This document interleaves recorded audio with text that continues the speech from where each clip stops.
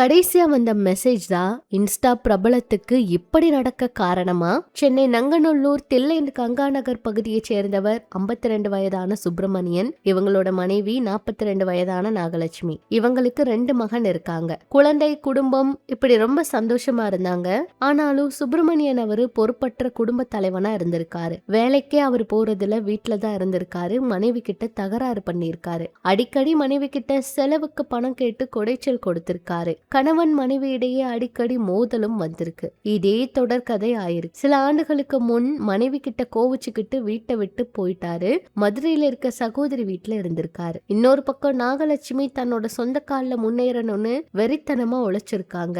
நங்கநல்லூர் பகுதியில பெண்களுக்கான பிரத்யேக புடவைகள் விற்பனை கடையை ஸ்டார்ட் பண்ணிருக்காங்க. இன்ஸ்டா பக்கத்துல பயங்கரமா பிரபலப்படுக்காங்க. தானே ஒரு விளம்பர மாடலா உருவெடுத்து பெண்கள் மத்தியில கவனம் எடுத்தாங்க. தன்னம்பிக்கை, தொழில் வளர்ச்சி இடையே தன்னோட 2 மகளையும் நல்லா படிக்க வச்சிருக்காங்க. இதுல 21 வயதானதுல இருந்து ஹரிஸ் பரத்வாஜ் ரஷ்யாவில 2ஆம் ஆண்டு மருத்துவம் படிச்சுட்டு இருக்காங்க.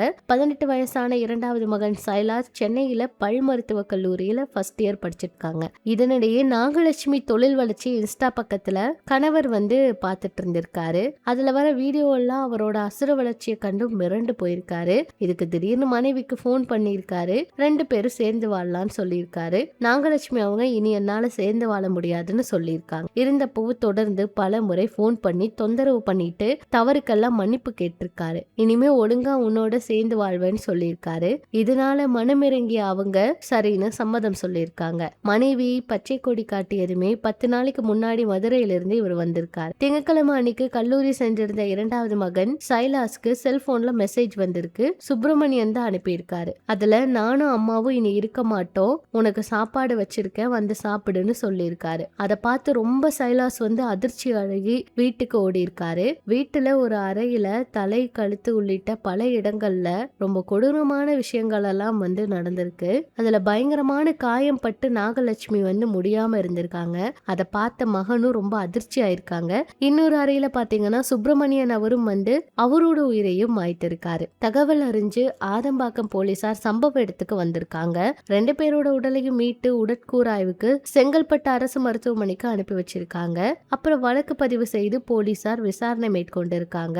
முதல்கட்ட விசாரணையில சம்பவத்தன்று பிற்பகல்ல தம்பதி இடையே கடும் வாக்குவாதம் வந்திருக்கு. அப்புறம் கோபமா வீட்டை விட்டு சுப்பிரமணியன் போயிருக்காரு. கொஞ்ச நேரத்துல அறிவால வாங்கிட்டு அவர் இந்த மாதிரி எல்லாம் பண்ணிருக்காருன்னு தெரிய வந்திருக்கு. மகனுக்கு மெசேஜ் அனுப்பிட்டு தானும் இந்த மாதிரி செஞ்சிருக்காரு. நாகலட்சுமிக்கும் சுப்பிரமணியனோட இந்த பிரச்சனைக்கும் அவங்களுக்குள்ள ஏற்பட்ட வாக்குவாதம் தான் காரணமா, வேறு யாராச்சும் காரணமாங்கிற கோணத்துல விசாரணை போயிட்டு இருக்கு. கணவன் பிரிஞ்சு சென்றப்ப தனியாளா போராடிய பெண் தன்னோட 2 மகன்களையும் மருத்துவம் படிக்க வச்சு தொழிலையும் சாதிச்சிருக்காங்க.